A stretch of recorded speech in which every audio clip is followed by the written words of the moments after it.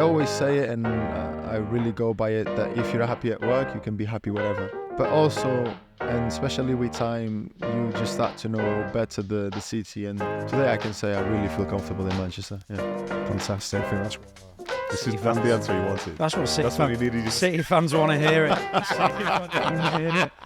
The official Manchester City podcast. Watch the full video version of this show via City Plus now. Nedum, our guest today is someone I know you admire a lot, Ruben Dias. One of the best centre-halves City have ever had. Probably one of the best centre-halves the Premier League has had, would you say? Yeah, I would agree with that. I can't believe you're not like trying to go soft and just say, hi, Nedum, it's good to see you again and all this. You're just going to dive straight in, yeah? It's heartbreaking, that. It's business only. Fine. Yeah, right. This is business Bob Pollard, yeah. Yeah, fantastic player. I think he's been so good for the club from the moment he signed. You could see a change in their fortunes. You can see how much of a great leader he is, but then we also forget how young he is as well. But I think the fact he's been able to adapt to playing for this side, playing for Pep Guardiola, being successful, like when you see him out on the field, you feel good. And that says a lot about what he's like as a player and as a person. If we go back to last season, obviously the most successful season in City's 129-year history. Probably one of the most successful seasons in football history. One of the most successful in football history. He at first had some injury problems and wasn't playing. When he came back in, I don't think it was a coincidence that City's results started to pick up. Would you agree with that? Yeah, I would agree with that. And, you know, there'll be some people who will want to give a shout out to Nathan Ake, you know, Manuel Akanji and so on. And they deserve it because they did do very, very well. They didn't have bad seasons. For them, they probably had as good a season as they've had as well. But it's a familiar face. And come the end of the season, when it's the biggest games of the season, you start to see some very familiar faces being there. And his being there was a huge part of that. I think we started to keep more clean sheets. Defensively, it looked more solid as well. And it's good when someone can raise a ceiling that's already high to a whole new level. And I think that's what he represents on and off the field. I think, you know, you can see the character and the tone that existed within the club. It's not down to one person, but he's definitely one of the people, I believe, that made a big difference. This is not the first time he's been on the podcast. He did one while we were on tour in the summer. We also had Rodri on that episode, and I asked him about Dias coming back in, and he said he felt he gave extra security and just made him feel better. I want to get Ruben's view of Rodri, whether how he feels having him. It's probably going to be similar to your view as well of Rodri. Would you think? Is he a good player? He's not bad, yeah. We were speaking, you and I were in Switzerland recently watching the game against Young Boys away, and we basically did player cam on him for a while, didn't we? And just admiring kind of the cruise control that he's in as a footballer. Yeah, he can. Obviously, this is Ruben Dias' pod, but like Rodri can dictate the tempo, both in attack and in defence. I think defensively he's got all those instincts, but in attack, like he links so much of the play. When he's playing well, I feel like everybody's involved. You know, the ball can go left, it can go right, he can dribble past someone, he can make a pass. He's amazing, you know, and was he top 5 in Ballon d'Or voting, and that's for a defensive midfielder? And this is the guy who won, you know, the Champions League player of the tournament last year in winning the treble. I think it says a lot about how good he is, because for some, at the start, they thought he was just a 6, but he turns out to be the centrepiece of something magnificent. And as well, Ruben and John Stones have this kind of real understanding with each other, and they complement each other perfectly. And I look back at great Premier League centre-back partnerships, you have a mix of attributes. I feel like with those two, you've kind of got that, haven't you? They're up there with the best. Yeah, absolutely, yeah. I think, you know, to be successful, City have been, you'd need to have good relationships around the field. But when two players that are that good complement each other in the way that they do, you know, it's a huge asset to your team and for the opposition. You know, it's the last thing you want to see, because they're just in harmony pretty much 90% of the time, if not more. Right. I'm looking forward to this one. So here it is. Ruben Dias joining us on the official Manchester City podcast. Sane's tackled by Akanji. No, he's not. Sane gets beyond it, plays it in field. Chance for Musiala. Shot is blocked. That was on target. City did well. What a block from Dias, because that's gone in the corner, and I don't think Ederson's getting anywhere near it. It's gone the wrong way. What a block. Ruben, thank you for joining us on the official Manchester City podcast. Let's start with this season. How's it going? How are you feeling? What you're making of our season so far? Well, it's still early ages. Obviously, we've had quite a bit of work by now, but I think generally we're starting to feel ourselves again. After everything we've done last season, it's always good to settle, to come back to earth, and realize the little things that allow you to do what you did before. And I think especially now we more and more back on track. Was there any fear from you, given this group of players, that there would be any complacency after last season, or did you know that when we came back and reconvened that we'd be fully focused? At most, looking at the group of players, I would feel relaxed in knowing that there wouldn't be any complacency. But then you always have to, what's the word? You always have to suspect, even if out of nowhere, because these little things, the moment you start to relax, it just comes out of nowhere. And if you're not sharp enough to identify it, even in yourself, if you're not, if you don't pay attention to the little things, it just starts to build up, and then it's difficult to stop it. And I think we're in a good place now. Obviously, there's a lot to be done, a lot of work, and a lot of fights that will still come. But I would say we're in a good place. When you say there's a lot of work to be done, we're in November. Like, are you excited about all the work to be done, or are you like tired because you know how many games it could take to be successful again? No, not tired. I would say anxious for February to come. Okay, why February? Because essentially that's when the real thing starts.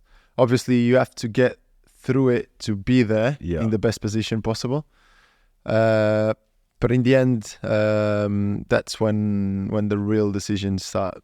Not saying that now we won't have important games, of course, especially Premier League wise. You start building it up from the start. But those real, if you get to February in a good position, or in every competition, or almost every competition, then from then forward the big decisions come up, and I mean it in that sense. Yeah, and you like that feeling of playing under pressure, where every game. Yeah, obviously, because you say obviously not everybody's in the same position. Some people like it easy, Yeah, well, if you're gonna win something, you're gonna be in those places. And if you've won a lot before, it doesn't matter absolutely anything, because the feeling won't change. If the feeling changes, you won't be as ready to win it as you could be. So as much as you can, try and want to be in that position, because it means you're in the right place. How happy do you feel, both in yourself personally, but professionally, here in Manchester and working for Manchester City? You said both professionally, yeah, and personally, yeah. So how happy are you just being here? Yeah, well, I would say right now I'm very comfortable with myself. I enjoy the club, I enjoy the city, I enjoy my home. I feel at home.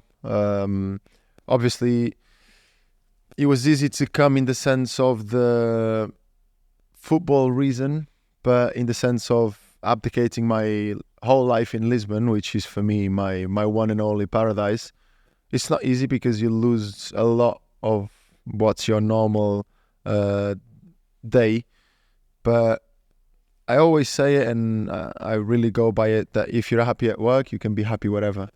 But also, and especially with time, you just start to know better the city. And today I can say I really feel comfortable in Manchester. Yeah, fantastic. I think that's what that's the answer you wanted. That's what City. That's what you needed. City fans want to hear it. City want to hear it.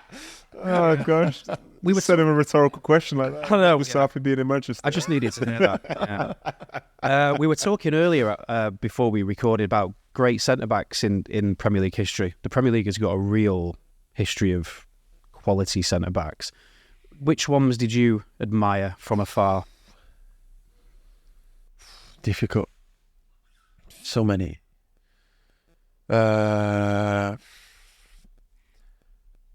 Company, obviously Lescott, Terry, Ricardo Carvalho, Ferdinand, Vidic,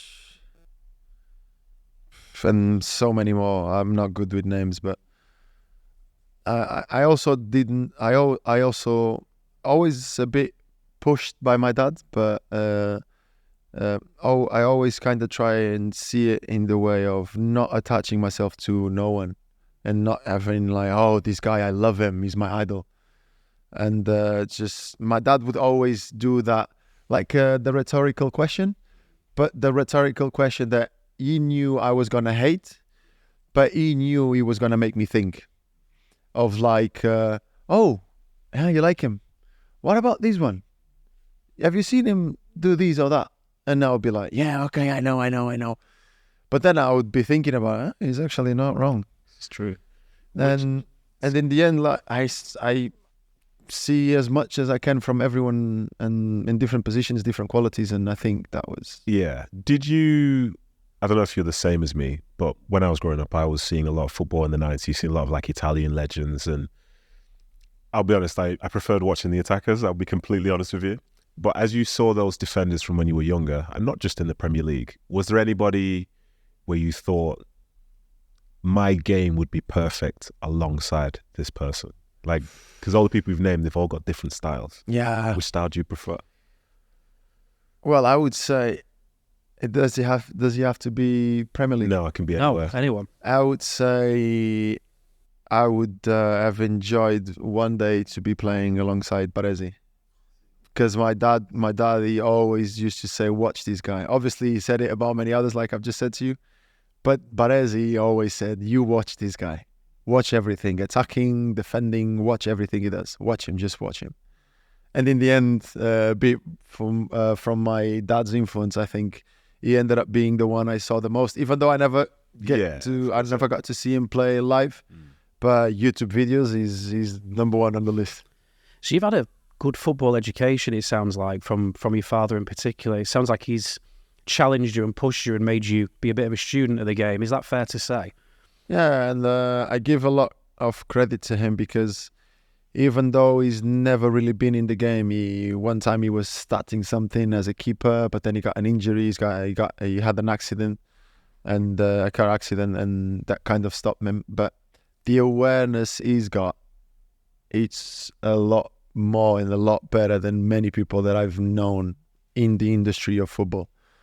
And for someone from the outside that has been a fan from Benfica, and he could have so many easy opinions as a fan, but the way he kind of teach me how to see the game and how to see football in general, I don't know how he got it from. Maybe it's just a bit of his personality that then added to my personality, and it ended up on me making the reflections I've always done since young. But I give him a lot of credit because so many things. Overall, since ever, I've always given little bits of influences he gave me football-wise. And for me, the number one will always be the fact that he always teach me to always look at me first, other than blaming anyone else for my failures or for my team failures. But even that, it's so simple, but it's so specific and it's so true that from someone that has never really been involved, he's only been involved in life, and maybe that's where he got his lessons. But I do credit him a lot for having the awareness he's got, even about players. He would direct me a bit in the right way, because now I look what I am today, who I am today, and I look at what he used to say to me back then, and I'm like, he was absolutely right. Yeah, absolutely. And you have an older brother who plays as well. Is that true? Is that right? He used to play. He stopped. Yeah. Was that a good thing for you? Because I've watched a lot of documentaries about Venus and Serena Williams, and Serena says that by having an older sibling who played and always wanting to be better, and did that help you, do you feel, to be a better player? Yeah, well, I wouldn't mean it in the Williams sisters, but I would mean it in the sense of I always had someone to play with. I always had someone to obviously be competitive with, but we were not. Tennis is different. And we were never like in a similar context, so the competitive side of it was never like we were both. First of all, he was 2 years older, and it was more me and him wishing for each other's success, hoping to meet one day up front. But he never really got into that competition specific that would push us to just bounce back on balls of each other and just get better from each other. Because we never really, in the game, we were never really together. We were together outside, and we trained a lot outside with my dad as well. But yeah, he was definitely a very good influence, because in the end, in my free time and the times I was practicing myself, I had someone to do it with, and someone that could push me to. He was not just someone throwing balls, or he was actually someone that was also trying to go for it. Were you always better than him, or he was better? I'll still silent. I want him on my side. I'll still silent. We wanted to ask you a little bit about Rodri as well. We spoke to him in the summer, and he talked about the security he feels when you're in the team. And Nadem and I were in Switzerland for the young boys game a couple of weeks ago, and we kind of like focused on Rodri throughout the game, and we were both sort of saying he's operating at a level now where he kind of cruises through games because he's so good, you know, compared to most people. What's it like from your side having him in front of you? What feeling does he give you, and what strength and security does he bring by being in the team? Well, there's a lot of beautiful words I can say, obviously, and very easy ones.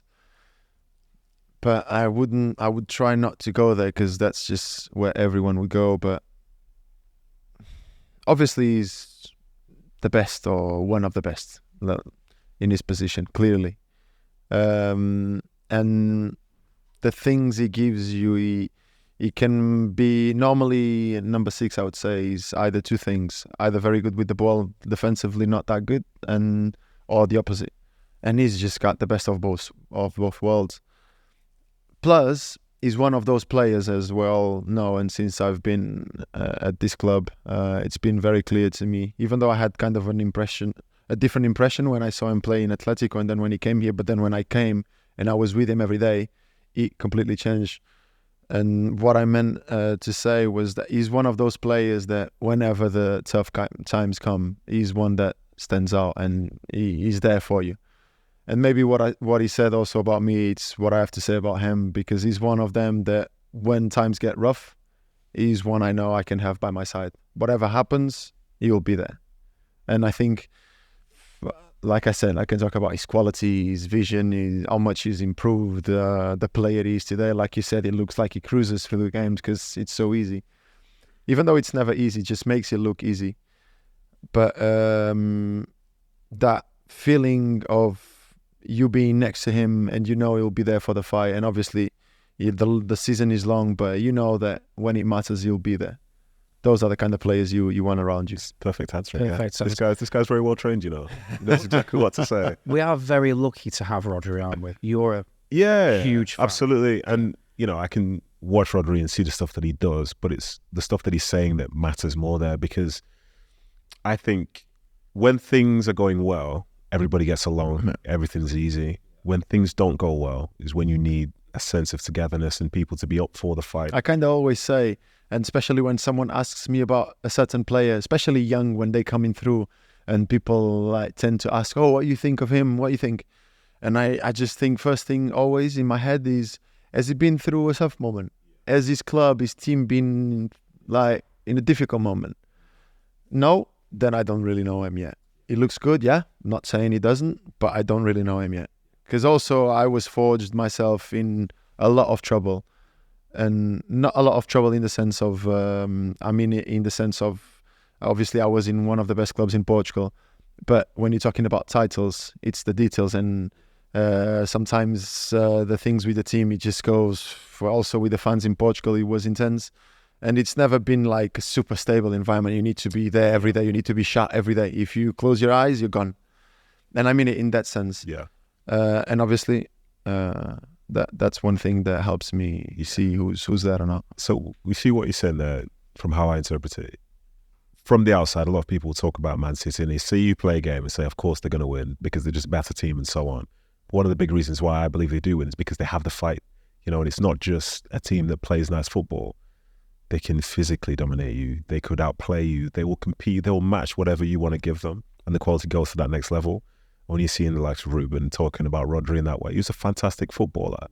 Teams don't want to play against you guys. It's because of the total package. but that doesn't get spoken about enough. But from an inside, that's something that matters the most, because when you're, well, as he said, when you're struggling, who's with you? Who wants to go that extra yard to try and get yourself to a better place? And as you know, because you have a few of your cult heroes who couldn't survive adversity. No. Yeah, I shan't name names. Yeah. But yeah. But also the speed with which we win the ball back when we lose it is another example, isn't it, of, we get a lot of praise for our attacking football, but when we lose it, we're the quickest to win it back, aren't we? That's one of Pep's main principles. In regards to that, so from when I played from 2004 until 2020. I played in England until 2018. Previously, defending was not as aggressive as it is today. What's that like when you... In terms of what? In terms of, say, if the opposition have the ball and your forward is pressing, you'll go with an attacker as far as you need to. Like, the halfway line is there. It's not the most important thing. But when I was playing, the halfway line was like the anchor. I had so many defenders that would never... You would be weird. They just stand there. If someone goes, okay, it's fine, I stand here on the halfway line. Did you see football change to become that way? Or has that been the way it's always been throughout your career, where you can be more aggressive with... No, I think especially since I've came here, and obviously the way we play here, Pep, obviously, he, in a way, makes you see things differently. But also, I think a key factor, and the reason why we're able to do it, is that, and you were saying about the halfway line. So we play against a team that makes us play men v men on the press, on the high pressing, on the goal kick. And they have, if they're very good, they have a position, but then they will float around, and they'll make you like wonder, should I follow or not? But also, one key thing for me is that I know that if I'm out of position, first of all, we'll always be kind of all in between. But I know that if I'm out of position, I'm going to have 3 guys behind me that will know how to adjust. The same as if one of them went to go, I would know how to adjust and make you work. So you have that comfort. And also, obviously, we know as well that in this case, I'm talking about a men v men, but we know that the ball is going to go into a certain side, and the moment that happens, we immediately make the comfort from the other side. But I think it does make a lot of difference to have the right idea from the manager and also the right players to execute it, because in the end, I don't want to concede a goal. If I have to take a decision, I will take the decision that makes me the best able not to concede. And so if I'm in a difficult situation and I see, for example, I remember against Bayern Munich last season, so many times I had to jump in the middle. Don't remember where it was exactly. Maybe Gnabry, another one. But me doing that, I would expose Nathan 1v1 against Coman. So I was always a bit in between of, I'll go once the ball is gone, sometimes, because if I feel Nathan is completely exposed, I'm going to be with him. So if the situation requires and we're too late for it, I'm going to let Gnabry have the ball. And still, how aggressive we are normally. But in that last moment, I know that I have to protect him first in order to, then even if we have to drop a bit more, and it's normally not what we try to do, but and he knows I'm there for him. But also, like, when the moment is right and we've got it, I know I can push, and I will know through him as well that it's the time to do it. But then this is just a specific one, and it depends from game to game. But to answer your question, yes, I do think that the way we press today, and not just us, everyone, has changed a lot in terms of, and especially when you play with 2 teams that really want to play, you have to push on the pressing. If not, they will just dominate you. So it depends a lot also on who you're playing with, because also if it's a team that just has these kind of more direct kind of game, then there's also more likely to be a feeling for that anger, because that's where the goal's going to happen. But it depends a lot on the team. We've got a couple of questions from social media that we've had from City fans. The first one says, if you had to play alongside one former player from your nation, who would it be and why? So a Portugal player from the past. I think I know who he's going to say. You know. I think I know. Who is he? I think you're going to say Carvalho. Yeah. See, Yeah. Carvalho slept on so many people. He that for me played is one of the love most him. underrated defenders, or one of the most underrated players in Premier League history. Him. Carvalho. I would say so. He was unbelievable. But But when you ask the players- right people, Everyone knows. Credit. Yeah, if anyone that's played knows he's the guy. He was superb. Yeah. Maybe on media wise, it was not so. You but see, I he's think perceived as good, but he's at least me, whenever I ask, and obviously I've had a lot of conversations about it. Whenever you with the right people, they'll tell you Carvalho. what they'll tell you. He's the guy. And essentially, him being Portuguese, I'm curious because also like when he dropped the national team was when I came in, basically. So you I ended lost his him career? Huh? You ended his international career. Did you? No. It was. Sorry, I was just. He was on the Euros. Sorry, my fault. Another one was, what's the one piece of advice you've had that's always stuck with you? Have you had anybody say anything to you along your career? I'll go with my dad. Yeah. My dad's advice about always looking at me first. Yeah. Seems really simple, that doesn't it? Not that common. No. Not that common. Especially when what's this guy doing? What's that guy doing? But everyone's thinking Take responsibility, basically. it's a great point to start from because I think people respect you more because you can see where you can improve as well. And I think that leads people because if everyone has that same mindset, then everybody's going to grow together as opposed to just trying to put someone down and say, why are you just doing this? Like, what could you have done yourself? And then he also intervenes with, he goes with a lot of reactions you might have, even on a game. Like, these kind of people that something goes wrong, arms up, things like that. Yeah, bad body language. It just goes with all these little bits in training, Yeah. on a discussion you might have in the group. If you always consider that you might also be wrong, or at least, I'm not saying doubt what you believe in, but always have it in mind that maybe your perspective might not be the one. At least it will make you think at home, and maybe on the next day you will arrive with a better one. But especially on these big shows of like emotion. External thing that sometimes goes off, it makes a huge difference, especially when you're talking about a successful group. This guy's good, He's an amazing answer. Because he's just reminded me when I played, there were some people that would play to the crowd. Yeah. You know what I mean? They say, look at this guy. Yeah. Yeah. This guy's done this. Yeah. But has that helped that person that's made the mistake?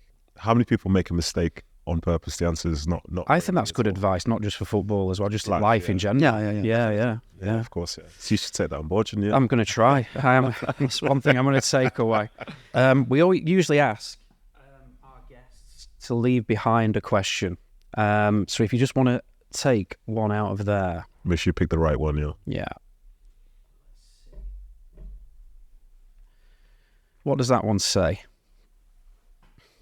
What was your biggest inspiration in or out of football? Who is it? Who would you say yours is? Mine. I'd say my dad. Yeah. He's done a lot for you, hasn't he? What? He's done a lot for you, your dad. He's been brought up a number of times today, naturally, which is it's the more I'm not a person that is naturally like hugging my dad, hugging my mom, kisses. I do give him a lot of credit, and I don't forget everything that they helped me go through with, especially when times were a bit rougher. But the more and more time that goes by, the more or the better I find the words to describe what they did in certain moments. Like, in my head, I find better the reasons why they did it and the answers why they did it. From what I just said about my dad to one day I finished training and I had just not long from then I had started playing defender because first time ever I go to the club, I'm a striker. And then 1-2 weeks after, because they saw something, I feel like he's going to be a defender, so he's a defender. And then I talked to my dad like, I don't really enjoy it. I'm here to have fun. Over there, it's kind of like I'm scared of making a mistake. And on that day, he just said something like, "You're quiet. Don't you worry. The fear will turn into something good." And today I realized fear turned out to be the best thing I had in my life, because it made me be the best I could be in everything in order to avoid feeling the fear. So I became the best I could be in every detail. So in a sense, I would say yes. And even my mum once, the way I was being a little kid, a little stupid kid, asking for a toy or something, and on that moment she kind of said like, listen, I can't. And I kept insisting, and then we get to the store, we were buying something else, and I grab the toy or whatever, and I take it to her, and I see her face, and she's like, listen, it's not because I don't want to, I really can't. And when I see her face, it's a small detail, but in the end, in terms of togetherness as being a family, and all of them details, obviously my dad, but also my mum, but mostly my dad because of football, they really inspired me. And the fact that today, every once in a while, when I remember a certain circumstance that happened to us, and I'm able to reflect better on it and find the right words to actually understand better what happened on that moment, it's something that makes me really happy. And it's kind of like the one time you've given a hug goodbye to your mother, and then 20 years later you realize that hug meant a lot more than what I actually thought it did. Yeah. And yeah. Amazing. Yeah. One last thing. Could you leave a question for our next guest? We're not going to tell you who it is. It's somebody connected to City. But if you just could ask anything, on our podcast, just leave a question behind. Could be anything. Doesn't have to be about football. Could be anything. Out of my comfort zone. Yeah. Let's be funny. Come on. Okay, go on. Who's got the best smell in the team? Smell.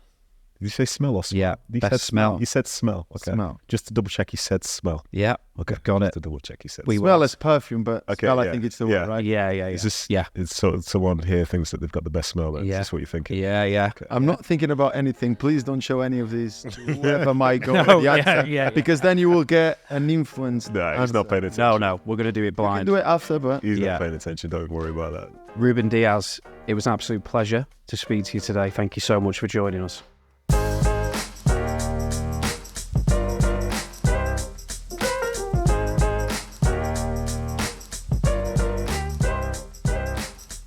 Nadem, wow, that was quite You feel something. inspired. You're inspired, aren't you? Well, I mean, genuinely, some of his answers, serious and intense, but also very, very thought-provoking, I thought. Absolutely. I think first his English is like outrageously good. Some of the things he was trying to describe, the way he was eloquently just running through what it's like to be him and how he got to where he is today. And also that love for his family, the importance of the role model in his life, which was his father from a footballing standpoint. It's great. And you can see that his parents, they planted seeds in his mind that are now flourishing today, that make him exactly who he is. I think there's some great lessons for myself, you, everyone, And when he says that he believes it, I think that's one of the reasons why he's as good as he is. He's known as a real details man in terms of his preparation, whether that be nutrition, in the gym, on the training pitch, whatever. That interview there, you can see it, can't you? Just in the way that he spoke to us. Yeah, 100%. And I tell you what I liked as well, and this is for the real nerds out there. Do you see the way he was describing the art of the press? Usually from the outside, you watch it. The game will be done and we won't discuss it, but that's somebody telling you about the art that they create on the field. And he described it so well. So that's not just somebody that does it, it's somebody who understands the why, understands why it's good, understands why it works. That's magnificent. That's real insight that you only get on this podcast from Paul Art, only on this podcast. Would you say you learned something there from that answer, that particular answer that you took? Yeah, I learned something because I've seen them play how they play. But realistically, because I don't really get a chance to speak to people after a game, I never asked them what they think about the performance and asked them why they did what they did. But now he's explained why they do certain things that they do. He's explained why, we spoke about Rodri, and the easiest thing in the world could be to say, it's just an incredible footballer. But then there's also that edge that he's got, because when things aren't going well, he's ready to step up for the fight. that's not a question that will be asked, because most people say he's either playing well or he's not. But those character traits are things which make people playable and make people like trusted and make them as good as they are. He's known as being a very thoughtful footballer, but we got him in really kind of open and reflective mood, I felt. Yeah, he did. Obviously, not to date the podcast, but it helps after you've won a game as well. You're always in a good mindset. But yeah, he was very open. He's very thoughtful, and credit to you and for the time that we had, because he didn't waste it. We didn't throw cliches at him and get cliched answers back. We allowed him the chance to express and talk about things he wants to talk about. And I thought he was very good with that. He was captivating. And I'm sure the listeners would agree, and I'm sure they'll reach out to us on social media, wherever they can, to let us know what they think. And they'll probably think the same thing that we did. This is somebody that we're hugely proud of to say represents Manchester City. And when you see him out on the field, you have an added sense of confidence because he is the guy. Glad you mentioned the fans getting in touch on social media there, because I felt the two questions today, the one about who would you, a compatriot who's retired, who you'd like to play alongside, and the one about a piece of advice that stuck with you, were really great questions, and we got two really good answers from them. So yeah, I join you in that call. If any of our listeners do want to get in touch with us on Twitter, Instagram, whatever it might be, do reach out and make sure you ask us some questions. Yeah, it's true. And if you don't have Twitter, you can try X as well. Yeah, X, formerly known as Twitter, as it's now being affectionately referred to. Okay, that's it for this episode of the official Manchester City podcast. Thank you as ever for joining us. Don't forget to like and subscribe wherever it is you do your podcast listening. And until next time, take care of one another and join us again soon. The unbeatable official Manchester City podcast. Watch the full video version of this show via City Plus now.